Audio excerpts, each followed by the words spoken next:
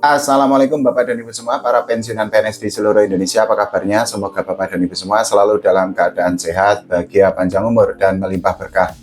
Nah, Bapak dan Ibu semua, kita ketemu lagi ya. Kita bahas mengenai berbagai kebingungan, berbagai pertanyaan dari para pensiunan PNS, khususnya mengenai SPTB dan juga rapelan gaji atau kenaikan gaji atau isu atau kabar tentang pesangon. Tonton video ini sampai habis Bapak dan Ibu semua, dan jangan lupa untuk subscribe biar Bapak dan Ibu semua tidak termakan konten hoax di media sosial. Jadi Bapak dan Ibu semua, kemarin kan saya membuat konten tentang kewajiban para pensiunan PNS untuk melaporkan SPTB kepada PT Taspen. Nah, dari konten itu ada berbagai pertanyaan dari Bapak dan Ibu semua, para mantan abdi negara, tentang berbagai hal. Salah satunya misalnya, apa gunanya autentikasi kalau misal masih harus lapor SPTB? Kemudian kapan deadline atau batas maksimal untuk melaporkan SPTB? Bahkan ada juga yang bertanya, apa arti atau kepanjangan dari SPTB? Nah, kita bahas pelan-pelan ya Bapak dan Ibu semua, biar Bapak dan Ibu semua tidak mengalami kebingungan, tapi yang paling penting, biar Bapak dan Ibu semua itu tidak termakan hoax. Kita bahas dari yang pertama dulu ya Bapak dan Ibu semua. Jadi ini ada pertanyaan dari pensiunan PNS mengenai kapan pelaporan SPTB oleh pensiunan PNS kepada PT Taspen. Nah, ini juga ada jawaban dari PT Taspen. Kita baca pelan-pelan ya Bapak dan Ibu semua. Jadi dari jawaban yang disampaikan oleh PT Taspen ini disebutkan bahwa para pensiunan PNS itu segera melaporkan SPTB supaya tidak ada kendala dalam pembayaran gaji pensiunan. Dari jawaban singkat yang disampaikan oleh PT Taspen itu kan sebenarnya merupakan himbauan kepada para pensiunan PNS untuk segera melaporkan SPTB karena ini berkaitan dengan gaji untuk para pensiunan PNS.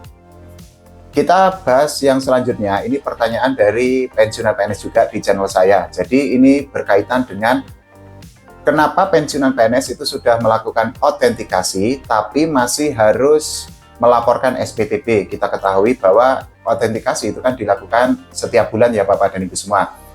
Nah, ini adalah jawaban dari PT Taspen ya Bapak dan Ibu semua. Jadi dari jawaban yang disampaikan oleh PT Taspen ini adalah autentikasi dilakukan sebelum pengambilan gaji pensiun setiap bulannya. Sementara itu, SPTB merupakan surat pengesahan tanda bukti diri bagi pensiun janda atau duda atau yatim untuk pembaruan data diri peserta, menikah atau tidak, dan juga pembaruan data keluarga.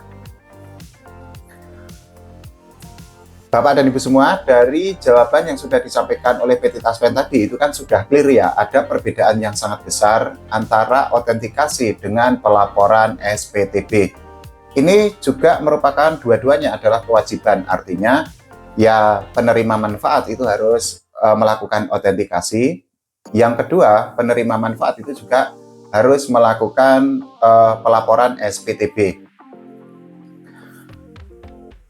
Ini juga ada pertanyaan lain dari pensiunan PNS. Jadi ini justru menurut saya ini sangat penting.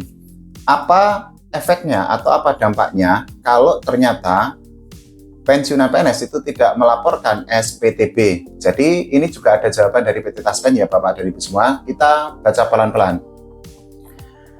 Dari pertanyaan yang disampaikan oleh pensiunan PNS itu kan memang sudah disebutkan bahwa di sini kalau pensiunan PNS atau penerima manfaat itu tidak melaporkan SPTB, maka efek negatifnya itu justru gaji pensiun itu tidak bisa dibayarkan.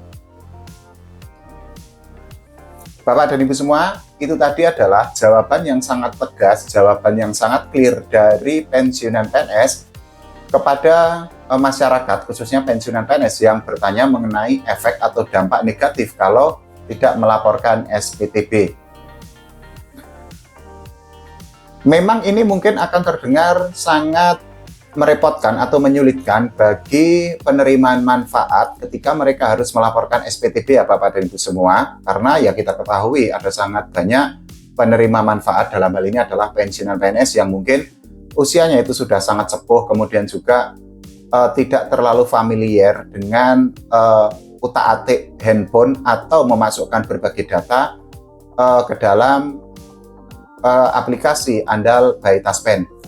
Tapi ya gimana, ini kan merupakan kewajiban yang sudah ditentukan oleh PT Taspen ya, dan penerima manfaat itu kan memang harus melaporkan SPTB. Jadi ya mau tidak mau memang para pensiunan PNS atau penerima manfaat itu harus melaporkan SPTB kepada PT Taspen. Tapi menjadi begini Bapak dan Ibu semua, sebenarnya PT Taspen itu sudah memberikan klasifikasi atau kategori kepada penerima manfaat yang wajib untuk melaporkan SPTB. Nah, begitu juga PT Taspen itu juga sudah memberikan keterangan mengenai kelompok apa saja atau kategori apa saja yang tidak berhak atau tidak wajib untuk melaporkan SPTB. Nah, kita baca dari yang pertama dulu ya Bapak dan Ibu semua mengenai siapa saja yang wajib atau harus melaporkan SPTB. Nah, ini adalah keterangan yang sudah disampaikan oleh PT Taspen.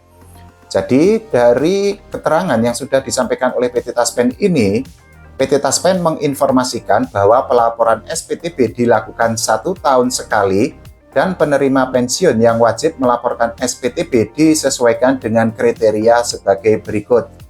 Yang pertama adalah dasar DAPEM yang digunakan adalah DAPEM induk dan susulan bulan Mei 2026. Kemudian yang kedua adalah jenis pensiunan untuk pensiunan janda atau duda dengan kode jiwa 1000. Sementara yang ketiga adalah batasan usia untuk pensiun duda usia kurang dari 69 tahun dan pensiun janda kurang dari 63 tahun. Sementara yang keempat adalah penerima pensiun yatim yang tidak diwalikan dengan batas usia lebih dari 21 tahun. Nah, ini adalah keterangan lanjutan di poin kelima ya Bapak dan Ibu semua. Jadi dari sini PT Taspen itu menyatakan bahwa bukan merupakan peserta wajib lapor SPTB di periode tahun 2025. Peserta yang wajib lapor SPTB akan menerima surat atau WhatsApp atau email dari Taspen untuk melaporkan SPTB melalui aplikasi Andal atau website taspen.co.id. Nah, caranya adalah membuka situs itu, kemudian memilih menu lapor SPTB. Dari situ sudah jelas ya Bapak dan Ibu semua bahwa memang ada kategori atau ada klasifikasi mengenai siapa yang wajib melaporkan SPTB kepada PT Taspen, begitu juga siapa yang tidak wajib untuk melaporkan SPTB. Sekilas memang dari keterangan yang disampaikan oleh PT Taspen tadi itu kan memang caranya cukup mudah ya, karena Bapak dan Ibu semua itu kan tinggal misalnya membuka situs taspen.co.id kemudian memilih menu lapor SPTB. Tapi sekali lagi memang bagi para pensiunan PNS yang sudah sangat sepuh, yang memang tidak terlalu familiar dengan handphone yang modern, itu kan memang akan menimbulkan kesulitan tersendiri. Mungkin solusinya adalah bisa datang ke kantor cabang Taspen terdekat, atau meminta bantuan kepada saudara, anak, dan lain sebagainya. Nah, ini juga ada pertanyaan lain yang disampaikan oleh pensiunan PNS ya Bapak dan Ibu semua. Ini juga ada jawaban dari PT Taspen, sehingga ini bukan hoax, ini adalah informasi atau jawaban yang resmi, yang valid dan bisa dipertanggungjawabkan dari PT Taspen. Kita baca pelan-pelan ya Bapak dan Ibu semua.